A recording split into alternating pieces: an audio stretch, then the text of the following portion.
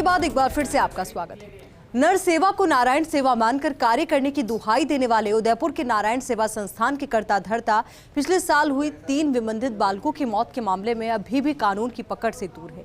यही नहीं, मासूमों की मौत के इस 1 साल में जहां संस्थान के जिम्मेदार पदाधिकारियों ने खुद को बचाने के हर संभव जतन किए, वहीं प्रशासनिक स्तर पर भी संस्थान के जिम्मेदारों को बचाने में कोई कोर कसर नहीं छोड़ी गई।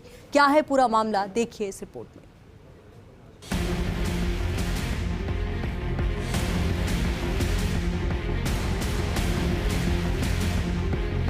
नाम सेवा का और काम मेवा खाने का।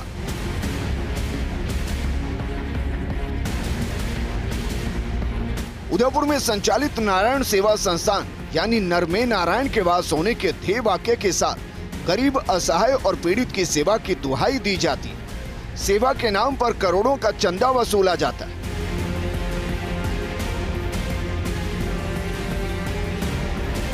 हकीकत में संस्थान और उसके कर्ता धर्ताओं का असली चेहरा अलग ही है।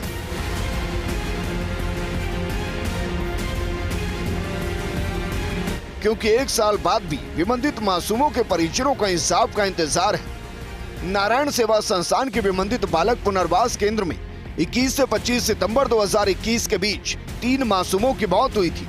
इलाज में लापरवाही और सुविधाओं की कमी के कारण एक के बाद एक 3 मासूम बालकों ने दम तोड़ दिया था।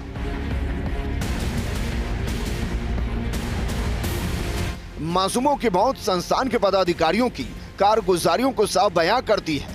यही नहीं, सेवा के नाम पर चांदी कूट रहे संस्थान के जिम्मेदारों की मदद न केवल तत्कालीन जिम्मेदार प्रशासनिक अधिकारियों ने की, बल्कि घटना में खुद का पीछा छुड़ाने के लिए संस्थान के अध्यक्ष प्रशांत अग्रवाल ने तो विबंधित बालकों की मौत के कुछ ही दिन बाद विशेष योग्यजन निदेशक को मानसिक विबंधित पुनर्वास केंद्र के आवासियों को अन्य एजेंसी में स्थानांतरित करने के संबंध में पत्र भी लिख डाला।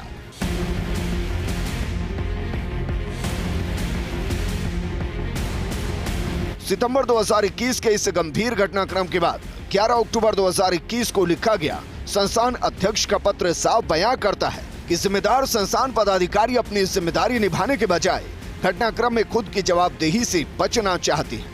यही नहीं, इस पूरे घटनाक्रम को लेकर तत्कालीन जिला कलेक्टर ने 2 जांच कमेटियां बनाई थी, जिनमें से एक जांच बड़गांव एसडीओ द्वारा की जा रही थी, जबकि दूसरी जांच उदयपुर सीएमएचओ कर रही थी।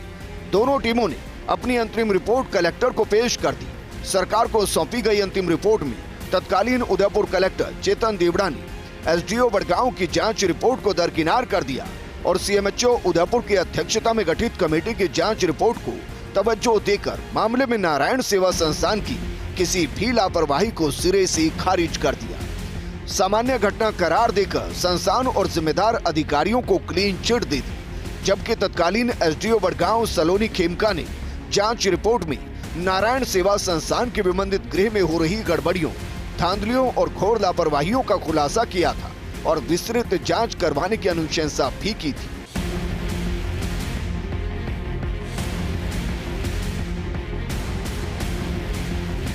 मानवीय संविधाओं को झकझोर देने वाले इस पूरे घटनाक्रम में कई ऐसे सवाल उठते हैं जिनका जवाब आज तक नहीं मिला।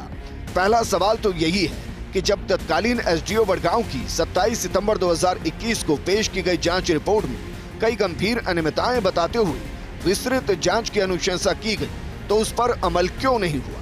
दूसरा सवाल, क्या तत्कालीन सीएमएचओ की 8 नवंबर 2021 को पेश की गई रिपोर्ट में महज खाना पूर्ति की गई?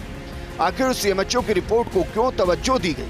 सवाल नंबर 3, नारायण सेवा संस्थान के अध्यक्ष ने मौत के इस गंभीर घटनाक्रम के कुछ ही दिनों के बाद अपनी कारगुजारियों से छुटकारा पाने, इस घटनाक्रम से बचने के लिए विशेष योग्यजन निदेशक को पत्र लिखा था।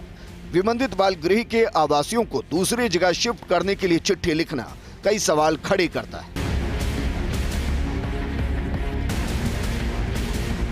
बहरहाल नारायण सेवा संस्थान और उसके द्वारा संचालित विभिन्न सेवा केंद्रों पर गंभीर लापरवाही कोई नई बात नहीं, लेकिन संस्थान के कर्ता धर्ता हमेशा अपने ऊंचे रसूखों के चलते कारगुजारियों पर न केवल पर्दा डालने में सफल रहे, बल्कि नर सेवा के नाम पर नारायण को लूटने से बाज नहीं आ रहे।